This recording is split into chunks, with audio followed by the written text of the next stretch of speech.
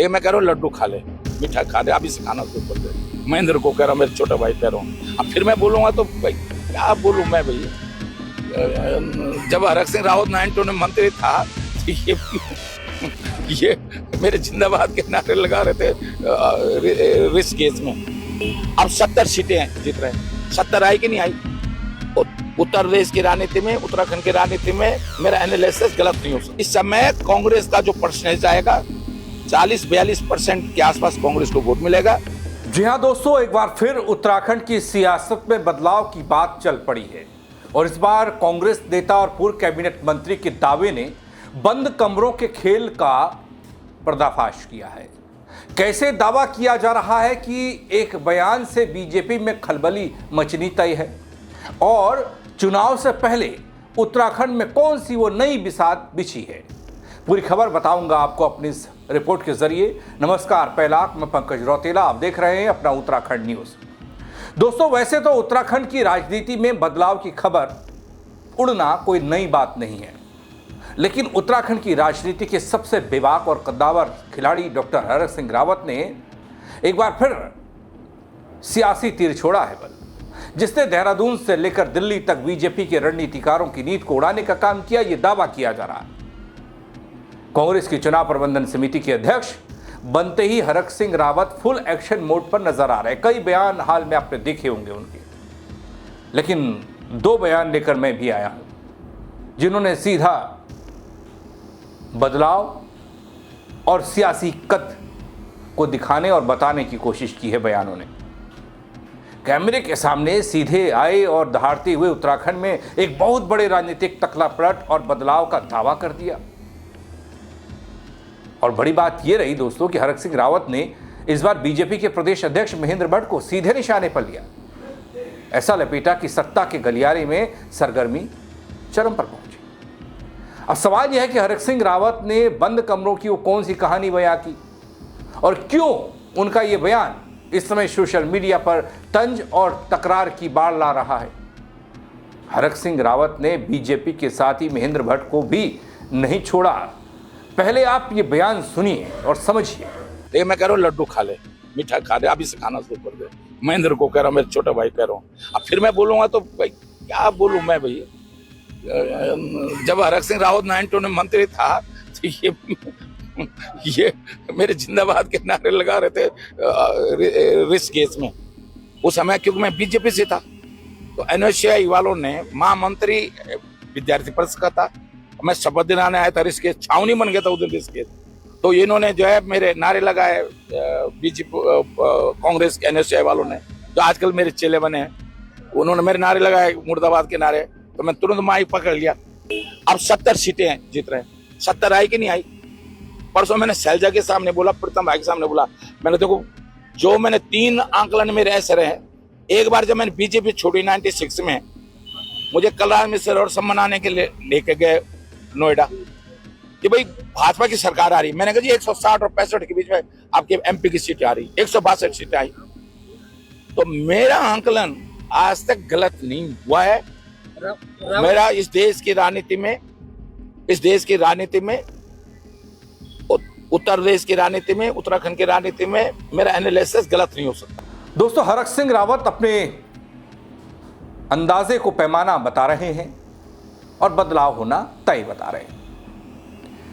आगामी विधानसभा चुनाव को लेकर हरक सिंह रावत ने बहुत बड़ा और सनसनीखेज ये दावा किया है। वो बोलते हैं कि उनके जो 4-5 पॉइंट हैं, जिस गणित के हिसाब से वो उत्तर प्रदेश के दौर से लेकर आज तक सियासत करते आए हैं, वो कभी बेकार गए नहीं। उनका फॉर्मूला आप कह लीजिए, वो फॉर्मूला कारगर रहा।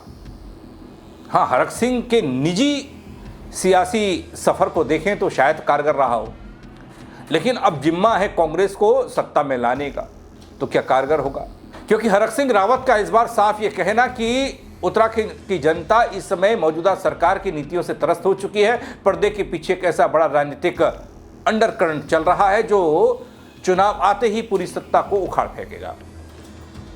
हरक सिंह रावत क्या ये आक्रामक अंदाज साफ बता रहे को काफ़ी है दोस्तों कि इस बार बीजेपी को वॉक ओवर देने के मूड में शायद कांग्रेस वाले नहीं है, शायद हरक सिंह रावत नहीं है। इस बार और मैं आज आपको बता रहा हूं, जो मेरा अभी देखो, अभी जल्दीबाजी है, लेकिन जो मैं अभी आंकलन देख रहा हूं, बहुत जबरदस्त परिवर्तन है। क्योंकि 6% का ही तो अंतर है ना। 38% हमको वोट मिला, 44% कांग्रेस को, बीजेपी को वोट मिला। 6% का अंतर है। अगर हम 3.5% आ गए, उनका 3.5%, 3.25% घट गया, माना हमारा बढ़ गया और उनका 3.5% 3.25% घट गया, तो हम 1% आगे हो जाएंगे ना। पहले भी 33% हम 34 आते थे, वो 33 आते थे। जब हम 33 आते थे, वो 34 आते, उनकी सरकार बनती थी। ये पहली बार 17 और 22 में तो हुआ कि कांग्रेस का और इसके परसेंटेज में बड़ा गैप हो गया। इसलिए मैं कह रहा हूं, इस समय कांग्रेस का जो परसेंटेज आएगा 40-42% के आसपास कांग्रेस को वोट मिलेगा, और भाजपा को जो वोट मिलेगा वो 33-34% के आसपास वोट मिलेगा। दोस्तों, इस पूरे बयान में सबसे ज्यादा चटकारेदार हिस्सा वो था जो आपने शुरुआत में सुना। हरक सिंह रावत ने सीधे बीजेपी के प्रदेश अध्यक्ष महेंद्र भट्ट पर सीधा हमला बोला। हरक सिंह रावत ने महेंद्र भट्ट के चुनावी और सांगठनिक दावों को पूरी तरीके से खारिज किया। उनके पैरों के नीचे से जमीन खिसक चुकी है। तंज कसते हुए कहा कि महेंद्र भट्ट चाहे जितनी बैठकें कर ले, अनुशासन का डंडा चला ले, लेकिन उनके अपने ही विधायक कार्यकर्ता इस समय पार्टी के भीतर चल रही तानाशाही से परेशान हैं। और दावा किया कि बीजेपी के भीतर की यह अंदरूनी कलह चुनाव से ठीक पहले एक बड़े विस्फोट के रूप में सामने आई। दोस्तों, महेंद्र भट्ट को कहा कि वो उस दौर में मंत्री थे जब महेंद्र भट्ट नारे लगा रहे थे, हरक सिंह रावत जिंदाबाद।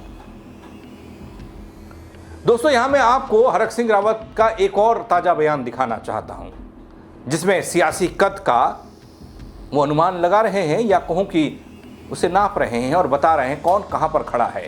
यार एक चीज सुनो, मैं ये जो लोग बोल रहे हैं, मेरे अब देखो ना, राम सिंह खेड़ा मेरा चेला आज मंत्री हो गया, धन सिंह भी मेरा ही चेला, वो भी मंत्री हो गया। भरत सिंह चौधरी को मैंने 2012 में बुरी तरह हराया था, जमा उसको, वो भी आज मंत्री हो गया। वो प्रदीप बत्रा भी रोज मेरे यहाँ बैठा रहता, वो मंत्री हो गया। तो अब जब तीरथ सिंह रावत उत्तराखंड मुख्यमंत्री हो गया, धन सिंह मेरा चेला वो भी मुख्यमंत्री हो गया, तीरथ मेरा चेला वो राष्ट्रीय उपाध्यक्ष हो गया। तो कांग्रेस में हो चाहे बीजेपी में हो ना, आज गोदयाल भी मेरा छोटा भाई है, 2002 में राजनीति में आया, प्रदेश का कांग्रेस का अध्यक्ष है। अगर मंत्री की सीनियरिटी देखी जाए तो केवल हरबंस कपूर जी चले गए, ज्यादातर लोग चले गए। निशंक जी 98 में बने मंत्री उत्तर प्रदेश में। अब सबसे पुराना मंत्री उत्तर प्रदेश में मैं हूं, उत्तराखंड में। मंत्री की सीनियरिटी देखा जाए तो मैं वो बूढ़ा हो गया। तो दोस्तों, हरक सिंह रावत के चेलों की कमी नहीं उत्तराखंड की सियासत में, क्योंकि पुराने नेता हैं, उनके साथ के कुछ नेता रहे नहीं, दिवंगत हो चुके हैं, और जो नए हैं, जो कुछ बचे हैं वो है, लेकिन जो नए हैं वो उनके चेले हैं। वो चेले बता रहे हैं, नाम सिलसिलेवार तरीके से आपने सुना, लगभग तो सभी के नाम ले लिए। दोस्तों, अब हरक सिंह रावत को उत्तराखंड की राजनीति का चाणक्य यूं ही तो नहीं कहा जाता ना। चुनाव प्रबंधन समिति के अध्यक्ष के रूप में लगातार संगठन की मजबूती और रूट लेवल पर माइक्रो मैनेजमेंट का काम। और ये बयान अब सिर्फ एक बयान नहीं लगता, बल्कि बीजेपी के असंतुष्ट धड़े के लिए एक सीधा संकेत ये दिखता है। और इधर जो सियासी सूत्र मानते हैं, बताते हैं कि हरक सिंह रावत इस समय बीजेपी के कई बड़े बागियों और नाराज नेताओं के सीधे संपर्क में है। वो बात अलग है कि हरक सिंह रावत कभी उधर रहे, कभी इधर रहे खुद। तो क्या कुछ बड़ा होने वाला है? इससे पहले आम आदमी पार्टी के पूर्व उपाध्यक्ष डीके पॉल को कांग्रेस में शामिल कराया था, और ये कहा जा रहा है कि इसके बाद तराई से लेकर पहाड़ तक कई और कद्दावर चेहरों की ज्वाइनिंग कराने का खाका खींच चुके हैं। और हरक सिंह रावत ही महेंद्र भट्ट और संगठन महामंत्री बीजेपी के और तमाम बड़े कार्यकर्ताओं के लिए चिंता को बढ़ा रहे हैं। वहीं बीजेपी लोगों के, जिस तरीके से बीजेपी के अपने ही लोग अपने ही टांग खिंचाई में उलझे हैं, उसका फायदा शायद कांग्रेस उठाना चाहिए। आपसी द्वंद्व और अंतर्कलह की खबरें भी चरम पर आ रही हैं दोस्तों, और हरक सिंह रावत इसी अंदरूनी गुटबाजी का फायदा उठाकर उत्तराखंड में कांग्रेस की सरकार बनने का दावा ठोक चुके हैं। अब हरक सिंह रावत के दोस्तों इस विस्फोटक बयान ने उत्तराखंड की चुनावी विसात को पूरी तरीके से गरमाया तो है, लेकिन क्या वो फायदा मिल पाएगा जिस फायदे का जिक्र वो कर रहे हैं? क्या वो परसेंटेज जिस परसेंट में मामूली सा अंतर रहा है चुनाव में कांग्रेस और बीजेपी के वोट परसेंटेज में, सीटों का परसेंटेज तो बहुत आगे पीछे रहा, लेकिन वो वोट परसेंट को कांग्रेस कवर कर पाएगी, और कर पाएगी तो फिर क्या वो उतने विधायक ला पाएगी जितने जरूरी हैं विधानसभा में पहुंचने के लिए? ये सब तो वक्त बताएगा, लेकिन चर्चा में हरक सिंह रावत का यह आक्रामक अंदाज है। इस अंदाज को लेकर दोस्तों आप क्या कहेंगे? अपनी राय कमेंट के जरिए जरूर दीजिएगा, और इस बात को भी बताइएगा कि क्या वाकई में हरक सिंह रावत जिस बात का दावा कर रहे हैं कि अगर वो थोड़ा बहुत वोट परसेंटेज मैनेज हो गया तो फिर कोई भी कांग्रेस को सत्ता में आने से रोक नहीं सकता, इसमें कितनी सच्चाई आपको लगती है? शेयर कीजिएगा दोस्तों खबर को। फेसबुक पर देख रहे हैं तो फॉलो कर लीजिएगा, यूट्यूब पर देख रहे हैं सब्सक्राइब नहीं किया है तो वो कर दीजिएगा। मेरे साथ जुड़ने के लिए आप सबका बहुत शुक्रिया। जय उत्तराखंड। देखिए मैं कह रहा हूँ लड्डू खा ले, मीठा खा ले, अभी से खाना शुरू कर दे। महेंद्र को कह रहा हूँ, मेरे छोटे भाई कह रहा हूँ। अब फिर मैं बोलूँगा तो भाई क्या बोलूँ मैं भैया। जब हरक सिंह रावत 92 में मंत्री था ये मेरे जिंदाबाद के नारे लगा रहे थे रिस्क केस में। अब 70 सीटें जीत रहे हैं। 70 आई कि नहीं आई? उत्तर प्रदेश की राजनीति में, उत्तराखंड की राजनीति में मेरा एनालिसिस गलत नहीं हो सकता। इस समय कांग्रेस का जो परसेंटेज आएगा 40-42% के आसपास कांग्रेस को वोट मिलेगा।